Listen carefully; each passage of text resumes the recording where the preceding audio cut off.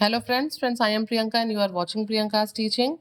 Friends, today I am going to explain you a poem given in the book of class 7, James English Reader Silver Jubilee edition by Ratna Sagar. Friends, first of all I want to tell you that this poem is composed by K.K. N. Daruwala. He was born in 1937 and still he is alive. Okay, he was born in Lahore in Pakistan and mostly he writes on the topic of sensitivity and all. Okay.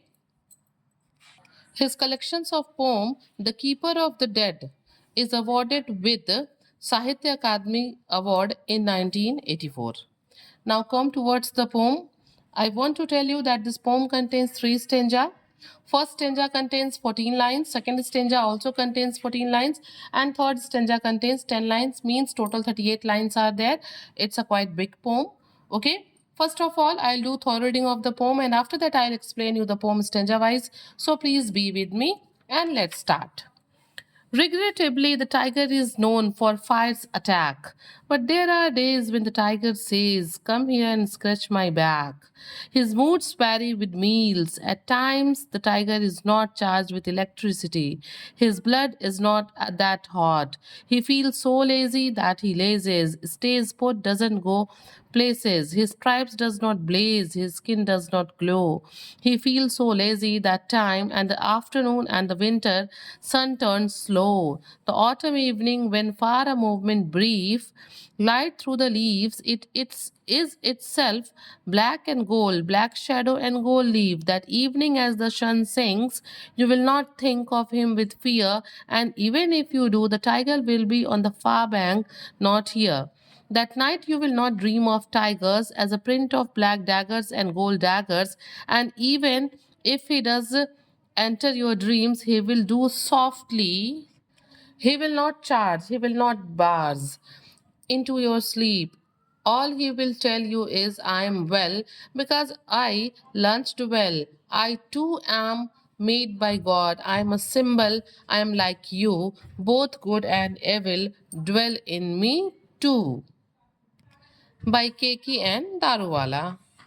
So we can say the poem focuses on how humans perceive the tiger. Okay, जब भी हम tiger के बारे में सोचते हैं तो हमारे दिमाग में एक बहुत ही डेंजरस और वायलेंट इमेज बनता है.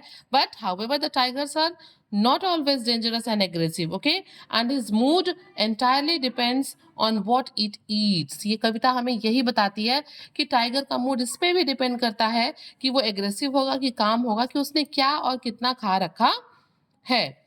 Friends, if we will talk about the rhyming words, you can see that attack rhymes with back, not with hot, lazes with places and blaze, glow with slow, brief with leave, sink with think, fear with the here. Okay. Now I am going to explain you the poem stanza wise. Regrettably, the tiger is known for fierce attack, but there are days when the tiger says, "Come here and scratch my back." यहाँ पे जो poet हैं वो हमसे बताते हैं कि जो टाइगर है ना, वो क्या होता है, बहुत ही एक फियरसम एनिमल है, एक बहुत ही डेंजरस एनिमल है जिसके बारे में सोच के ही हम डर जाते हैं कि ये बहुत वायलेंट होगा. लेकिन पोइट कहता है कि बड़े ही अफसोस के साथ कहना पड़ रहा है कि जो टाइगर जो है अपने फायर्स अटैक, अपने फियरसम अटैक के लिए, अपने डेंजरस इमेज के लिए, अपने वायलेंट बिहेवियर के लिए जाना जाता है. क्या होता है, कभी कभी वो भी कुछ दिन ऐसे होते हैं जब वो भी कहता है कि "come here and scratch my back", आओ और मेरी पीठ को क्या करो, स्क्रैच करो, यानी कि खुजलाओ. His moods vary with meals. यहाँ पे पोइट कहते हैं कि ऐसा इसलिए होता है, कभी वो बहुत डेंजरस होता है और कभी क्या होता है, वो कहता है कि आके मेरे बैक पे यानी कि पीठ पे स्क्रैच करो. ऐसा क्यों होता है, ये डिपेंड करता है, हिज मूड्स वैरीज विद मील, कि उसका मूड डिपेंड करता है कि उसने खाना खाया है या नहीं खाया है. मील्स के अकॉर्डिंग, उसके खाने के अकॉर्डिंग उसका मूड जो है वो चेंज होता है. At times the tiger is not charge with electricity. Charge with electricity का यहाँ पे मतलब है फुल ऑफ एनर्जी. पोइट हमसे कहते हैं कि जिस समय जो टाइगर है वो भूखा होता है, उस टाइम वो बहुत ही क्या होता है, डेंजरस होता है, वायोलेंट होता है, एकदम एग्रेसिव होता है, वो देखते ही शिकार की तरफ दौड़ जाता है. ठीक है.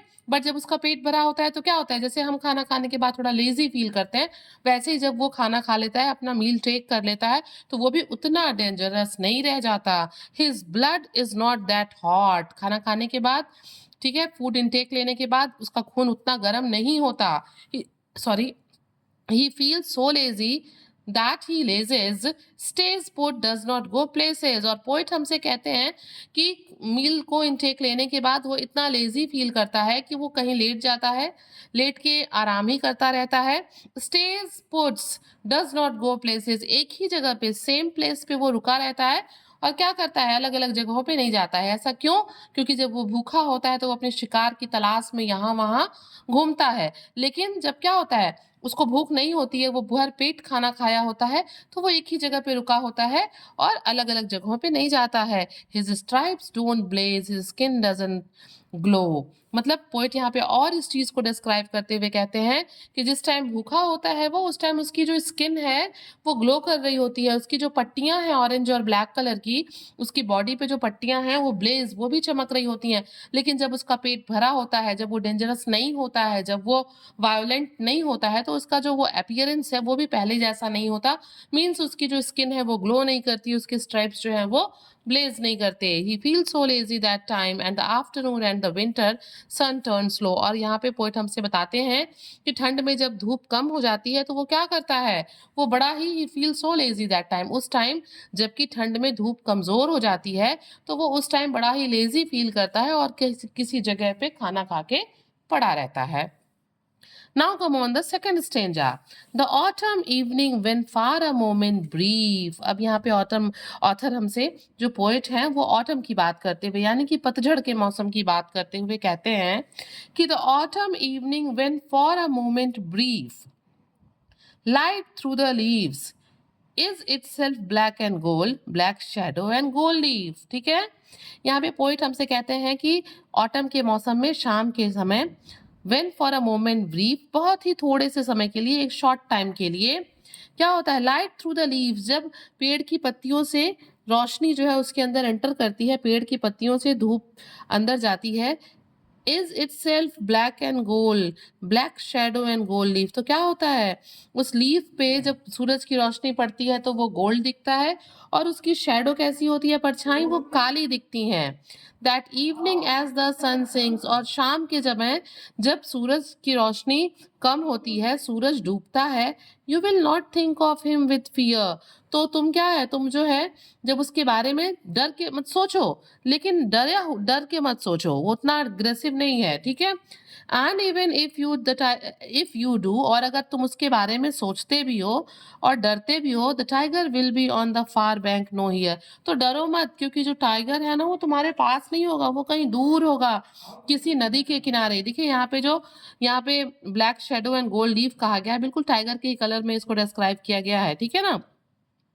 और पोइट कहते हैं कि ऐसे ऑटम की इवनिंग में जब सूरज ढल रहा है तो आप डर के मारे जो है टाइगर के बारे में मत सोचिए. क्यों? क्योंकि वो बहुत दूर कहीं नदी के किनारे होगा. ठीक है, the night you will not dream of tiger as a print of black daggers and gold daggers. मतलब पोइट हमसे कहते हैं उस रात जो है आप टाइगर के बारे में नहीं सोचेंगे और उसके बॉडी पे जो स्ट्रिप्स है ना, ब्लैक और ऑरेंज स्ट्रिप्स हैं, उसको डैगर्स की तरह से, कटार की तरह से बताते हुए कह रहा है कि वो जो प्रिंट है वो जो डैगर्स की तरह प्रिंट है. And even if he does enter your dreams, की मतलब अगर वो आपके सपने में आता भी है tiger, he will do so softly, तो वो बहुत अग्रेसिव नहीं होगा आपके सपने में, वायलेंट नहीं होगा, वो बड़ा ही शांति से आपके सपने में एंटर करेगा, क्योंकि उसका जो पेट है वो भरा हुआ है, उसने पूरा खाना खाया हुआ है. He will not charge, he will not barge into your sleep, ना ही वो जो है एग्रेसिव होगा, ना ही वो अटैकिंग मोड में आएगा.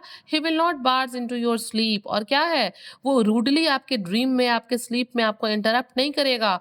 All he will tell you is I am well because I lunched well. और वो क्या है, वो आपको इंटरप्ट नहीं करेगा, वो अटैक नहीं करेगा, वो रूडली इंटरप्ट नहीं करेगा. वो आपसे केवल क्या कहेगा, वो आपसे बस ये कहेगा कि मैं ठीक हूँ, क्योंकि मैंने भरपेट मैंने लंच किया हुआ है, मैंने अच्छे से खाना खाया है. I too am made by God, मुझे भी भगवान ने बनाया है जैसे कि आपको भगवान ने बनाया है.